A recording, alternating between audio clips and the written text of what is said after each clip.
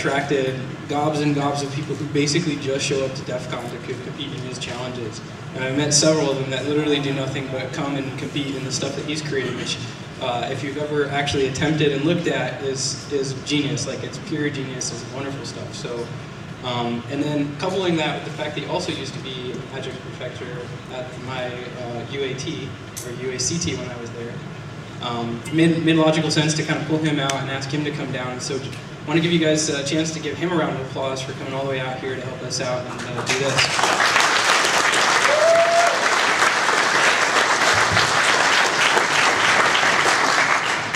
I hope I can live up to that, the expectation. How's everybody doing? So I'm used to speaking to a room of about 15,000 people that make a lot of noise. So how's everybody doing? Good! All right, so let's get underway. I'm going to kind of play this one by ear. We have a small enough group that I can get feedback from you, and we can kind of shift and steer and talk about the things you guys want to talk about. So I can sit up here and talk for hours. I like to get on a soapbox. I'm very opinionated about a lot of things.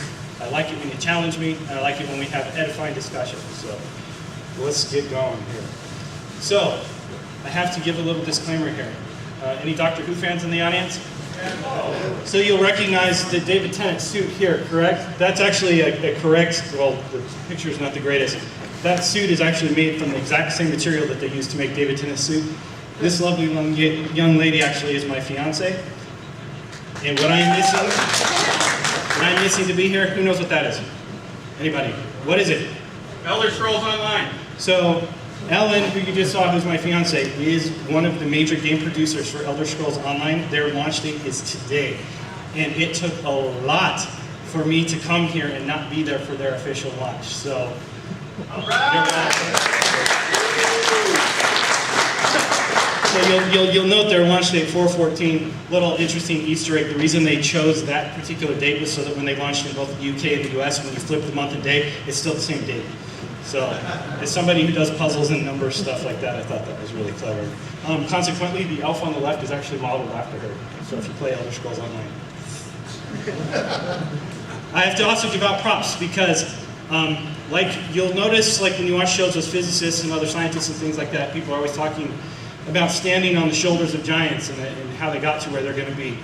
I have to give props to the 949 guys. I have to give props to the 303. 602, who's in the house tonight, who's here. All right, APG, which I will get to in a minute, and several others. I have some disclaimers for this presentation. Some things I don't like to do. You'll notice sometimes I'll deviate from the slides. I don't like people who sit up here and just go, and this is what I wrote on this bullet, and this is what I wrote on this bullet. I think that's lame. So I also don't put up with lazy questions. I like good questions, but I don't like intellectually lazy people. I think the hacker community needs to continue to grow and push ourselves. So the other thing I won't do is I won't advocate illegal activity. So, what's your shit? Who am I? My name's Ryan Lost. I'm actually an Arizona native, which is why I came to this con. Everybody natives here? So I made a commitment to ye old conference organizers here that from this point forward, I'm going to do everything I can to build this conference. The reason for that is when I was growing up here, there wasn't a big scene. And we would have we'd have little 2,600 meetings. There weren't a whole lot of people that would show up. I want to have a really big community here. We have a lot of tech industry here. We've got Intel, we've got other groups that are here. We got a lot of talent and a lot of people here. But we seem to not get together and organize like I've seen in other major cities and places I've been, especially as a hacker. It's hard to find like-minded people. I like to go into a room and not have to explain my t-shirt to somebody. This young man here, Skylar, came up to me and was making several jokes about my t-shirt because he understands it. He's a little kid and he's here and he understands this. I go out on the street, people look at my shirts and they're like, what the hell does that mean? I don't get that. So I like to be with like-minded people.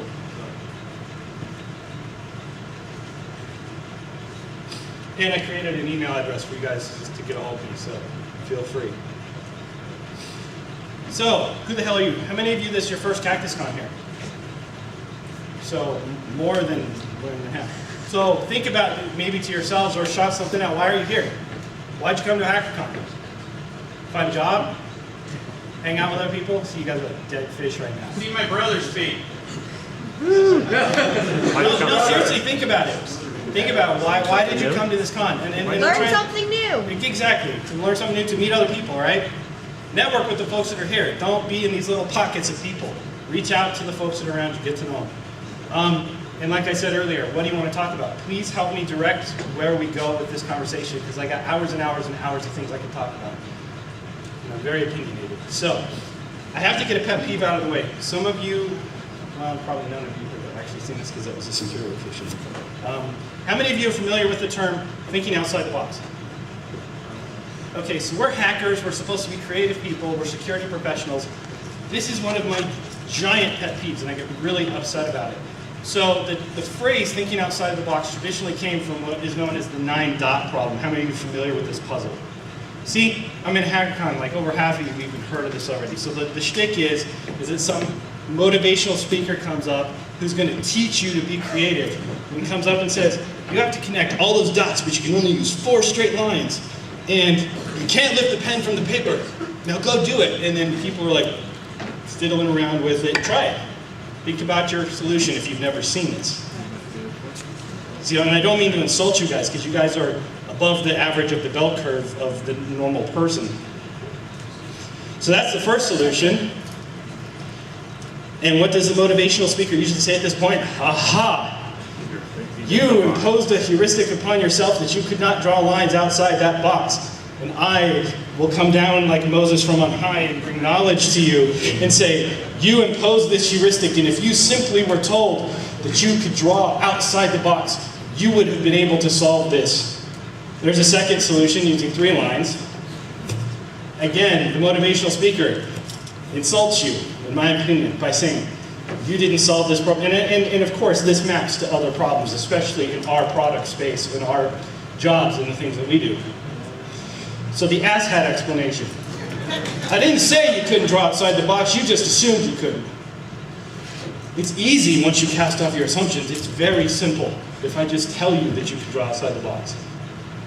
That's bull. There's actually been studies on it. There is an unexamined assumption. The unexamined assumption is if you were told that you could draw outside the box, that it is therefore easy for you to come up with a solution. Think about this in the security space. If you're a pen tester, you weren't told you can't do such and such, therefore if you break that heuristic, you should magically be able to break into said system. So there was an interesting study done where they took a group of people, average folks on the street, not the higher IQ folks like we got here in this room. Give yourselves a hand. And they actually told these people, they said, you can draw outside the box. And they found they only increased the number of people that were solving the problem by about 20%. Think about that for a second. And the ones that did get it, it took them still several times of trial and effort. So they decided, well, we'll give them creativity training. I'm getting to a point here with how this applies to you guys here. And I'll let you read the quote. But basically what they did is they took people and they gave them scaled down versions of the problem of how to draw outside the box. And they found it still didn't help a number of people solve this problem. And the conclusion that was drawn from this is that it is not some lame, mentally imposed heuristic upon yourself that prevents you from having these aha, epiphanal, creative moments. Especially the kind of stuff you're going to need as a pen tester or a reverse engineer or any of the guys that are working here in the security field. They found that what it is expertise. It's depth of knowledge in a field. It's the time spent, invested in a particular problem space. So the next time you hear somebody say, you're a hacker, that means you're creative. I get accused of being creative all the time. I don't think I'm creative. I come up with crazy stuff for the guys at DEF CON every single year. Just off-the-wall crazy stuff because I'm weird. But it's not because I think I'm creative, it's because I read stuff all the time. I'm constantly online. I'm constantly playing in the address space, if you will, of what we all deal with on a daily basis. So, that's, I'm getting off my soapbox. Next time you hear somebody say, you need to think outside the box, just smack them in the face and tell them I totally do. So gonna keep going. You guys awake? Yeah. Can you hear me? Yeah. So, Intel buys McAfee. How many of you are aware of that? Yeah, you should be if you work in this field. Strange things are afoot at the Circle K. Let's think about this for a minute. What does Intel do? Computer. In general, if you had to summarize it really simply, make chips, right? Make chips. Is everyone okay with that? Any Intel guys here? Yeah. That. So, why? You have to stop and think. Why would Intel buy McAfee? And let's extend this little thought experiment. Those of you in this address space, what just happened with Prolexic recently? Who knows? Someone say it. Akamai acquired Prolexic. What happened with FireEye and Mandy? What's going on? There are a lot of companies right now that are absorbing companies and basically forming Voltron. There is something very weird happening in our address space. Think about this. Start watching the news. Now, do you think the timing is ironic if you couple that with the fact that we have had recent, shall we say, in plumbers' terms, leaking things happening towards the East Coast? Do you think that there are not changes coming in our field? All of us, how many of you are students in here right now? How many of you hope to get a job when you get out of school working in computer science or the security field? This stuff directly affects your future. How many of you are in the security field right now? Should be a lot of you. This stuff directly affects you if you don't watch this type of trending. So I would like to take you through a little thought process of why maybe Intel purchased McAfee. So we're going to talk about DAT files. Who knows what a DAT file is in reference to malware? Raise your hands, everybody. You should all know. If you don't know, I'll tell you. So when they asked me to speak here, they didn't tell me what they wanted me to speak on. I assumed they wanted to hear some stuff about the DEF CON stuff and everything else. I want to kind of go a little bit all over the map. But let's talk about a DAT file for a second. Let's talk about why McAfee would be purchased. And these are a couple of things that I'm going to go through relatively quickly. So, those of you working in malware, and the point I was making is I looked on the list of speakers and there was a bunch of people doing stuff on malware analysis and research. This is directly applicable to that. So, big data ahead. For those of you who are unaware, do we have any former McAfee employees in here by chance? Nobody? For those of you in the security field, you know that one of the things you live or die by is how much data you have, especially if you're trying to do trending or heuristics or anything else like that. How many of you are aware of the fact that McAfee's backend gets about 64 billion queries a day? Did you realize it was that large? Did you know that it's the largest in the industry? Now does it make sense why Intel might be a little bit interested in acquiring said company? Think about this, and this is a breakdown of what the general categorization of those queries are against McAfee's backend. And they are saving and storing all of this data. Now mirror that with that discussion of leaky plumbing that we talked about earlier that may be happening on the federal side. So if I have this huge amount of data that's coming in as an analyst or a researcher, I can't look at 64 billion plus queries by hand. Those of you who work in this type of address space know a lot of your job is dealing with large data and how do I filter that down and find interesting stuff? How do I work with that? So in this case, automation. I have to. It's not feasible. I don't have the army of people to go and hand look at every sample. Plus you wouldn't want to. You've got false positives, you've got false negatives. So let's talk about the circle of life for a DAT file. And then I'll tell you why this is very uninteresting to me as a researcher and should be uninteresting to you unless your job or goal in life is to go become somebody who creates DAT files, which are the files that are loaded into your antivirus or other, be it any of the open stuff from like Mandiant that's dealing with IPSs and things like that. So here's the life cycle, and I'm sorry if you can't see it very well. But basically, wow, you really can't read that text, can you? So you have this chunk over here. You've got customers, competitors, and honeypots. And I'm oversimplifying right now. For those of you who are unaware, in this space professionally, a lot of these companies share a lot of this data. A lot of this data is sold or given based on contractual agreements by different companies, because obviously McAfee is not the only one that does this. Honeypots, akin to sensors out in the wild. Is everybody comfortable with the terms? Can I go on with that? Okay. So we collect all this crap. It's a lot of information. And we got the little dudes sitting at their desk because we just discussed that's really feasible, right? So you'll notice I say researchers and automation. And I'll get to how that division happens. And out of that, they're going to analyze it. If it's interesting in the sense that it's malicious, when I say interesting, by the way, I mean it's like bad shit. Like it's really going to mess up your system. Nasty, nasty malware. Detection is added. Usually you're talking about signature-based stuff, but now that we're getting modern, we're doing heuristic-based stuff, right? Because we all know that signature-based detection is defeated before it starts. And then you add a repair to your system. It gets put into the malware signatures, and by signatures I also mean heuristics.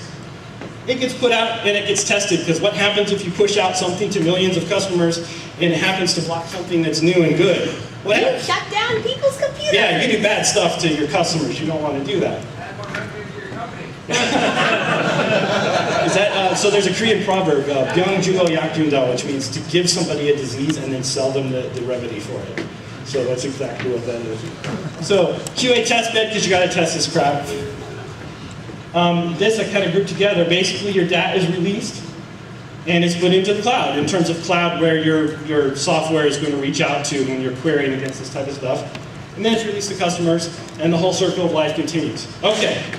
That is how McAfee proper has made their money, their bread and butter, for a long, long time. They make a lot of money at it. They have a lot of customers and a whole shitload of data, more than anyone else. So, I would argue, as a security researcher and somebody interested in very particular types of attacks, you don't get insight from that process. That process is kind of like, I think of the Pink Floyd, the guys marching into the meat grinder, and the stuff spitting out the other end, and it's this giant machine. And you've got really intelligent groups out there that can defeat this process in a number of ways. How many of you are familiar with repacking something to get past signature detection? How many of you are familiar with changing very, very little in something to change signature detection? Yes. So I'm more interested in the hard problems. Who is this guy? Who is this? You guys really don't know who this is? Rick Rhodes. Someone say it. Delacour? Who is it? It's like Descartes or something like that. Captain Morgan. I'm going to leave that one as an exercise for the reader. I'm really shocked that more of you don't know that. I'm not trying to be condescending, but know your meaning. This is why, like I said, breadth of knowledge. I'm not smarter than you guys. I just read a lot of stupid crap, so that's why. Anyway. So let's make a point for all this. Why am I even talking about this? We're here at CactusCon. We talked about some reverse engineering. Why is Wasp from DEF CON up here telling me about McAfee's giant backend and all their data and them being bought by Intel? Why does Intel even care they make chips? And this is all confusing. Please get on with the point. Some things I'm interested in. I am interested in figuring out when someone does an attack, who it is. I'm interested in where they come from, why they do it. And I'm interested in the guys that are like the professionals, nation state. I picture the guy in the secret room in Russia or in China or somewhere that's targeting a very specific person. That's a really hard problem because your signal to noise with the internet proper is very high. So what we do, my group, makes some assumptions and then works for us. So I have access to McAfee's data. And what McAfee does, which I showed you in that cycle before, is McAfee ingests all this data every day and then they classify it. Have we seen this before? If they have, it gets tagged with how malicious it's considered to be and who it's considered, well, what it's, basically it's a, this is bad, this isn't bad. It's really binary. I actually, on a daily basis, on some systems that I have control of, pull down all of the unknown samples from McAfee's hits every single day. It's a huge amount of data. But it's stuff that pretty much all of your modern malware vendors have not seen or haven't categorized, which still is an incredible large amount of data, and this is what we do with it. Part of this process, I am not allowed to tell you because my employer said I can't yet. I hope to soon, because I hope to share it and make it open source. When that will happen, I can't answer yet. There are still some shifting in power and other things going on. Everybody is familiar with when companies get acquired and move around and stuff like that. So technically, I am an Intel employee right now, in addition to working for some other folks. And by the way, you all know it's no longer McAfee, it's now Intel Security. Right? Yeah, we like to get the crazy man off of our... And by the way, he pronounces it McAfee himself, and he is nuts. And he's relieved. And he's relieved. So what happens with all this? So, and I really apologize that you can't... How many of you know what Yara is? Raise your hand. A few of you. Those of you guys who are starting to get into malware analysis, I know the talk earlier was to help you guys with malware analysis. If you don't know what Yara is, go read about it and learn. Learn what IOC is too, and the open IOC stuff, like the stuff Manny was putting out. There's actually 3 IOC standards. Go out and learn that. So Yara is basically a set of scripting tools to help you search heuristically through files and data to look for whatever markers you're indicating, malicious activity, strings, whatever. It's a little more powerful than just searching for strings. Go look it up. It's open source. It's documented all over the place. Now the power behind Yara is, first of all, there are numbers of open source groups that are Yara groups that are sharing information. There are also closed groups that deal with very specific areas of the world or deal with very specific problems just because they're interested in it. And if you're interested in malware research, you really should be part of some of these groups because they share these Yara rules with each other. And what you get when you get someone's Yara rule is you get the research that they've done on particular pieces of malware that's been rolled up into a Yara rule. Now this is not signature based. This is, for lack of a better term, it's like genetically looking for the markers of something. So you're not looking for a specific signature, you're looking for indicators of. It's the best way I can describe it without you going out and actually looking at it. Because of that, I have some closed groups I'm a member of, and I have some public groups, and then I have my own research. We take these Yara rules, and we filter those set of unknowns that I told you I'm pulling down from McAfee. And I see what falls out from that. And it's very interesting that when you have this giant data set, you can find out of, in this one here, it's 516,000 total MP5s that were hit that day. Some of these that say 0%, that's because they had one hit. Now those of you who work in pen testing and everything else, think about this. What do you think is indicative of something that with all of the traffic that you have, you say a single hit? It's usually a targeted attack, right? Well, think about it. It's either a false positive or it's a targeted attack of some kind. Or it's somebody who's pretty skillful because it's a variant of something that hasn't been seen by everyone else before. So the stuff that's falling out of the research that I'm doing are new ODAs, new attacks, and targeted attacks. And this is an example of the dashboard that my team has built for doing this type of research. And that's the dashboard I'm hoping to get people access to.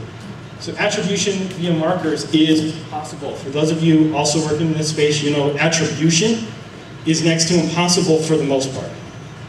However, we're starting to find there are ways of looking at malware, and I can say that a particular group has done particular types of attacks. Are any of you familiar with ICSHE or IceFog or Comet Crew? Do these names mean anything to you guys?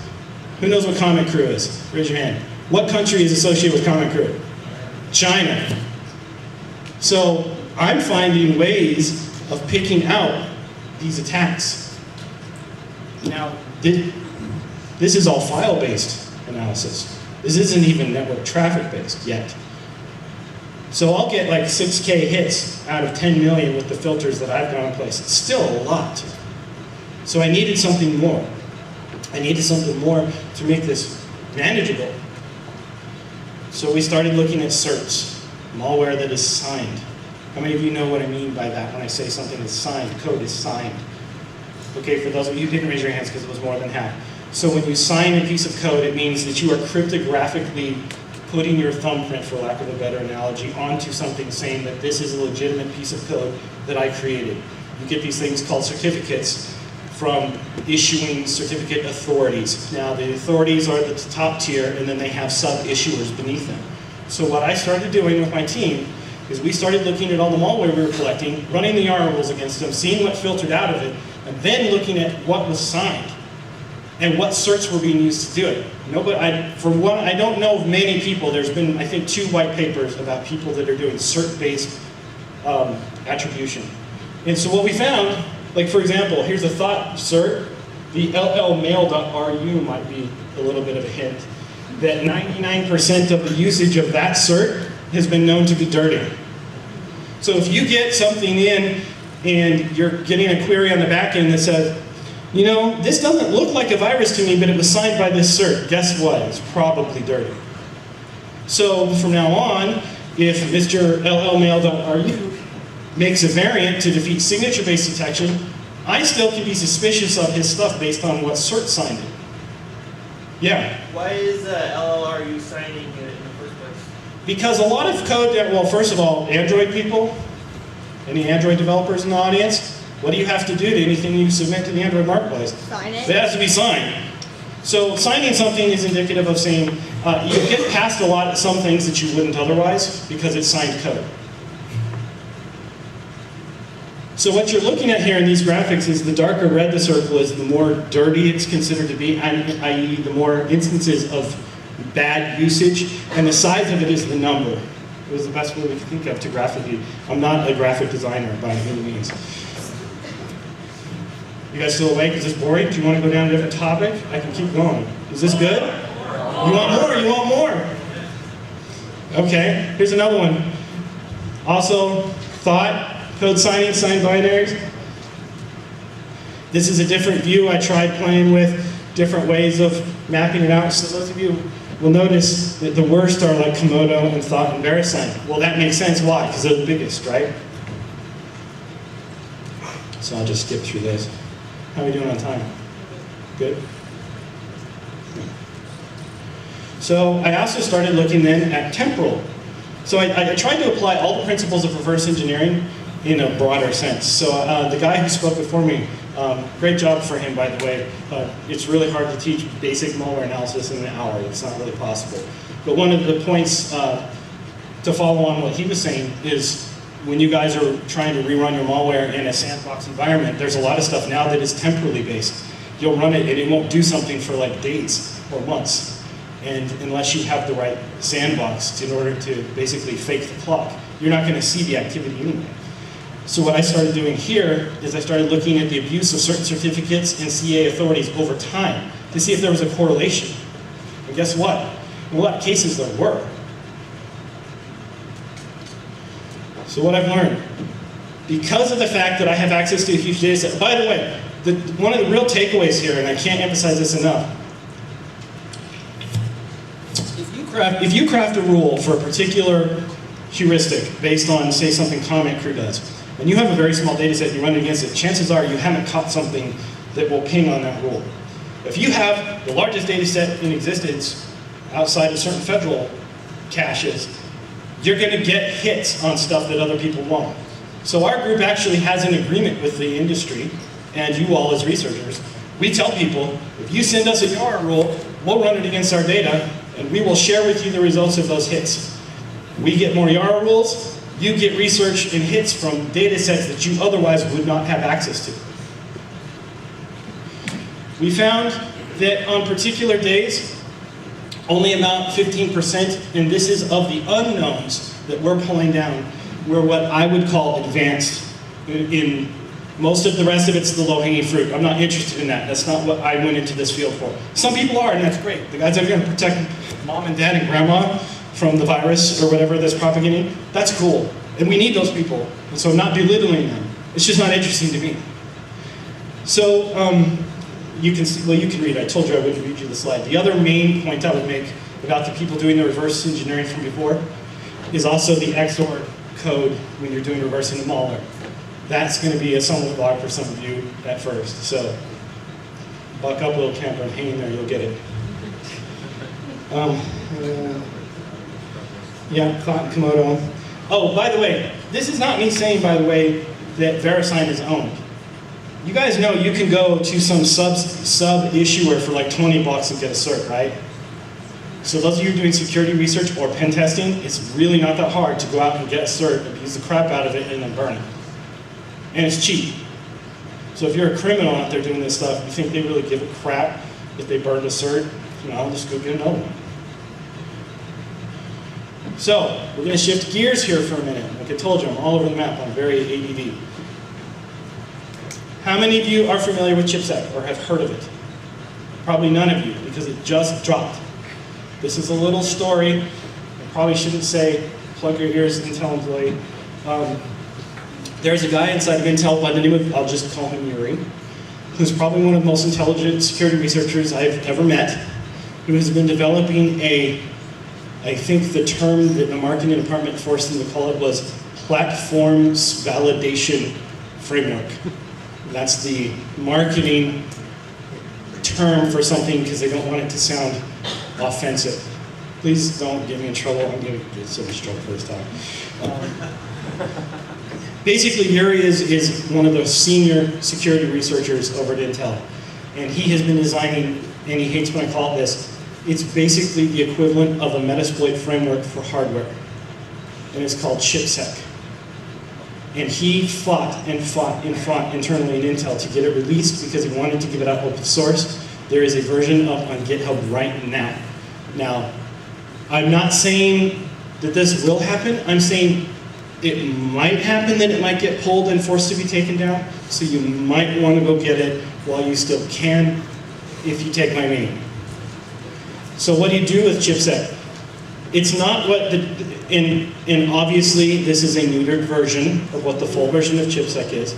But it's designed to help people validate and test their own systems. So those of you that do pen testing and things like that, what this does is it opens up, and it's all written in Python, so you can look at it, you can change it, you can tweak it. What I really think is going to happen, and I told Yuri this is going to happen, I said people are going to take ChipSec and they're going to evolve it into a fuzzer. And when that happens, some bad mojo is going to happen, because within the bounds of ChipSec, you can do some very, very powerful things at the chip level to both flash memory, your processor, and other stuff. So go get it, look at it, play with it. If you're familiar with Metasploit, you'll feel kind of at home with it. It's just a bunch of Python scripts. Learn from it. Take a look at what he's done and try and surmise what's been taken out of this version. Does that make sense? You gotta care about the hacker community. And what's the end result? We get better stuff at the end, right? Right? That's the goal. And I can't say certain other things about it because I'll get in trouble. But anyway, enough of the soapbox on that. Yep. Everybody's happy? Yeah. Yep, you're all gonna go get ChipSec, so even when it gets taken, if it gets taken down, you'll all have it already, right? So he dropped that at CanSec West, what was that, like 2-3 weeks ago? We were there. So, shifting gears again, soapbox time. Some things I'm tired of hearing people talk about. I go to a lot of security conferences. I talk to thousands and thousands of you guys. I talk 4 times at DEF CON every year. I've talked at conferences that are international. I've talked to hackers all over the world. And there are some pet peeves that I have. I don't have a problem with the students and the young people and the people that want to get a part of this community or be one of us. I don't have a problem with that. What I have a problem with is laziness and people that don't want to work anymore. They don't want to do anything. The tinkerers are dead. These kids want instant gratification. I mentioned the death of magic and wonder in the little bio that we wrote up. That's because everybody's a single Google search away of ruining every magic trick on the face of the planet now, right? So a lot of the work that I do in terms of the puzzles and contests and crypto that I do, I have to defeat Google. I have to find a way of making an intellectually stimulating puzzle that is solvable and not Googleable. That's a very hard problem space. Try it sometime, you'll see what I mean. So, some basics, really quickly. This is not meant to insult those of you who are professionals already. I assumed there would be more students here than there are, because I'm used to that at most of the cons that I go to. So I'm just going to rip through these really quickly. I have a list, first of all. Oh, sorry about that.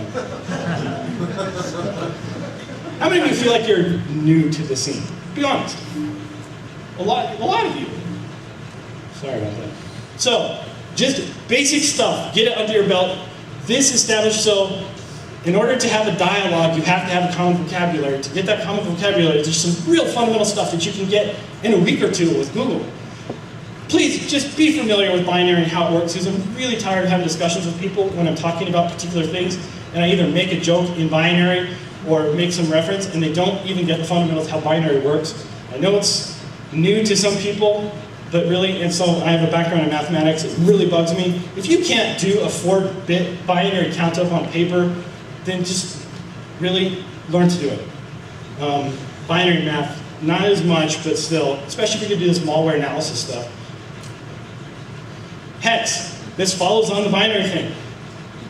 I get really frustrated when people don't understand why we use hex. There's a reason we use hex. What's the reason we use hex, Skylar? It's more concise than binary and smaller. It makes sense for us because we're using a binary system. Why don't we use decimal? Because It doesn't, yeah, correct. It wastes, I'll put it another way. It wastes space. You guys know, a lot of you know, how many of you guys know that? Yeah, okay. So those of you who don't, that's why.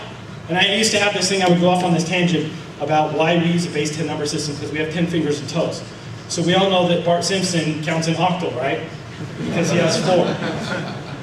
And it was at ShmooCon several years back. They have a crypto challenge that I compete in every year, and our team won the challenge. And after the challenge, we were just sitting around shooting the crap, and I just turned to Dragorn. You all know Dragorn. He's the author of Kismet. I don't know why this keeps running now. I went to Dragorn and I say, hey, Mike. His name is Mike. I go, Mike, what radix would a pirate count? Because the whole pirate ninja thing was still hot at the time. He goes, I don't know. I go, base 6, 5 fingers and a hook.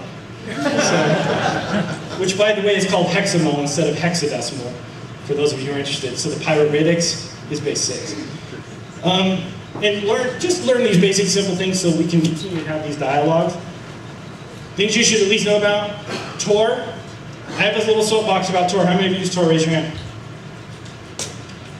How many of you know what DNS leaking is? Raise your hand. How many of you use Tor and do not know what DNS leaking is? A couple of you are admitting it. It's okay. I'm not judging. I'm just trying to help elevate all of us. If you use Tor and you're not familiar with what DNS leaking is, Google it and fix it. I'm going to just leave it at that. Shodan. How many of you know what Shodan is? Go play with Shodan. They just did a thing. You can do queries against it for free. IDA Pro, for those of you who saw the reverse engineering thing, TCP/IP, now I'm breaking my own rule, I'm reading the slides again.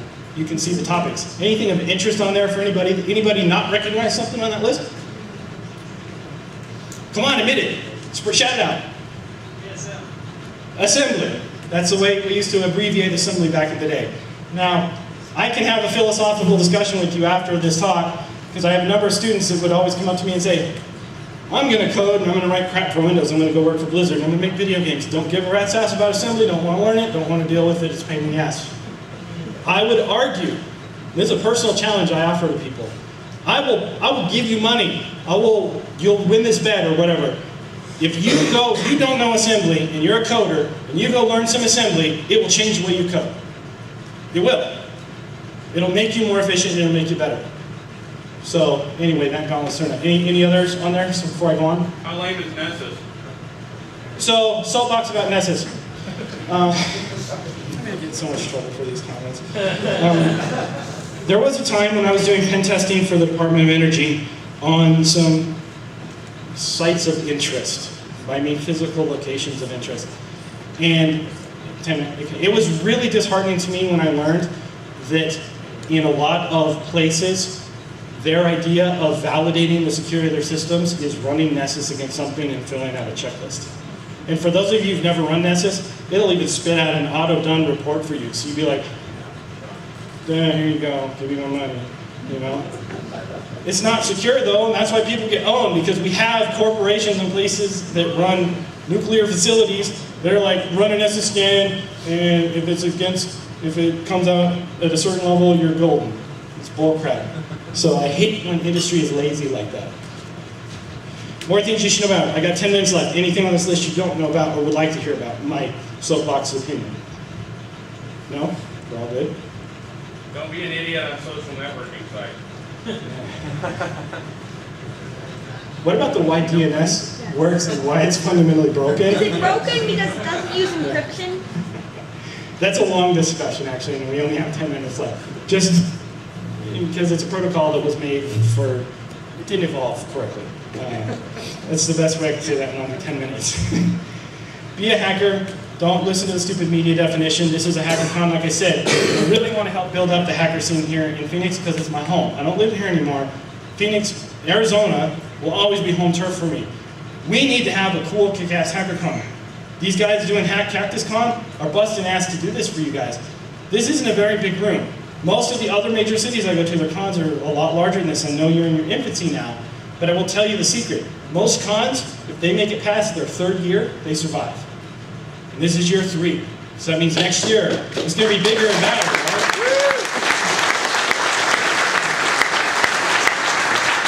And you guys are from here, so build up the scene. Get to know each other. Again, the have you tried it? I get really tired with don't ask questions, go out and do something. Break some stuff. Hack all the things. You all know dual core, right? Yeah, I remember when that conversation came up, it was actually, for those of you who know CP. CP and dual core and I were hanging out, and CP basically said, just hack all the things, and they were all really drunk, and it turned into a song, and now hackers sing it all the time. I don't know why. So this is I'm going to close with this. This was the 4-bit microcontroller I did on the floor at DEF CON a couple of years ago. I thought it was a cool graphic to end on. I just say thanks. And then I just added some pictures of some of from the handiwork from years past. I guess if we have a few minutes, then I could just talk with you guys, because that's what I really like. Because I hate feeling like I'm lecturing you. There's a lot of you out there, a lot of smart people. Teach me something. So that's what I got for you. Thank you.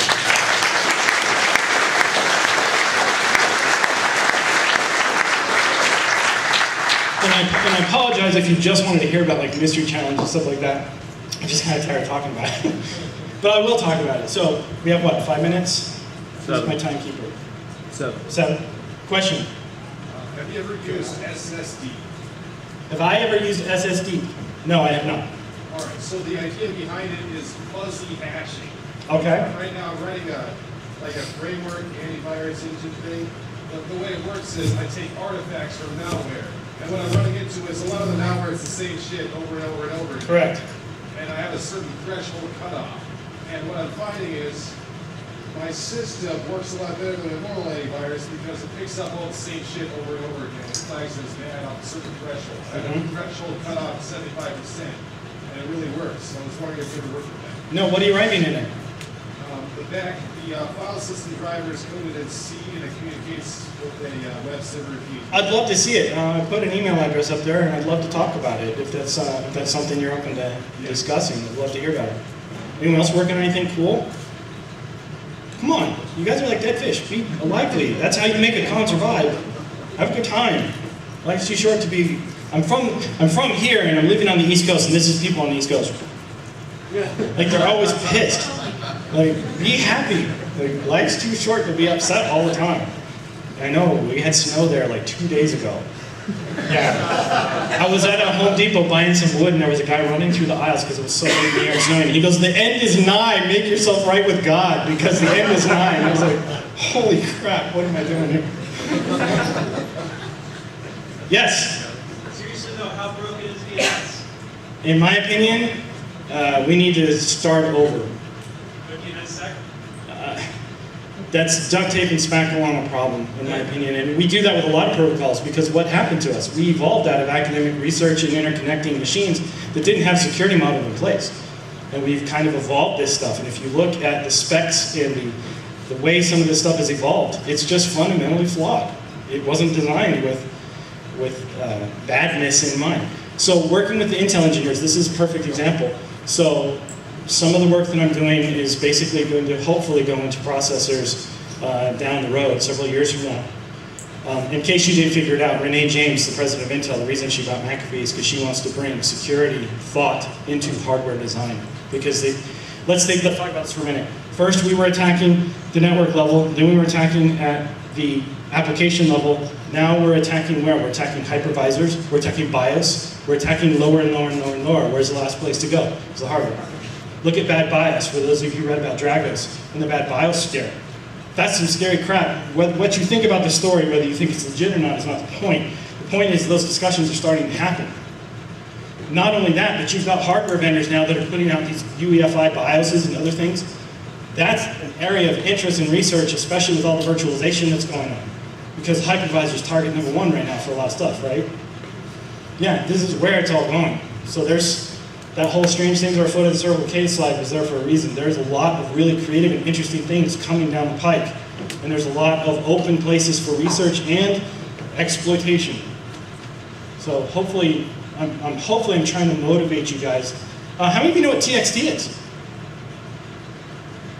Only the Intel guy. That's a really good point. And the reason I bring this up, TXT is freaking cool from a security standpoint. Nobody knows about it and nobody implements it. That's another thing to go research about. TXT, go look it up. I'm not talking about the file extension. I'm not talking about a text document. Go look up TXT.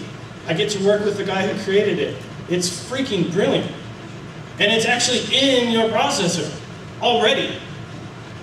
And people are like, I don't know. And the BIOS vendors, guess what? They're lazy. They're all about the Benjamins. They're all about cache. They're not implementing this type of stuff, these new technologies that are there to help make your systems more robust. Not in AMD, sorry. Skylar, you got a question? How do you see secure boot and that with UEFI helping changing the way we do security? That is a very awesome question that I'm not allowed to answer because it's directly related to work that I'm doing right now that's NDA. But that's an awesome, how many of you know what secure boot is? Skylar knows. How many of you know that that's what Chromebook's using on all their stuff? Google's big on secure boot. How many of you know what UEFI even is? How many of you understand the security implications of what you can do with some of the UEFI stuff that's out there?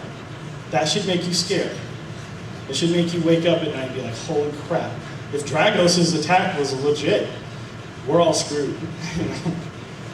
Oh, that's my doom and gloom talk. No, that's why we're working on this stuff. It makes it interesting. 2 minutes left. What do you guys want to talk about? Yeah? What are your thoughts or concerns on software defined?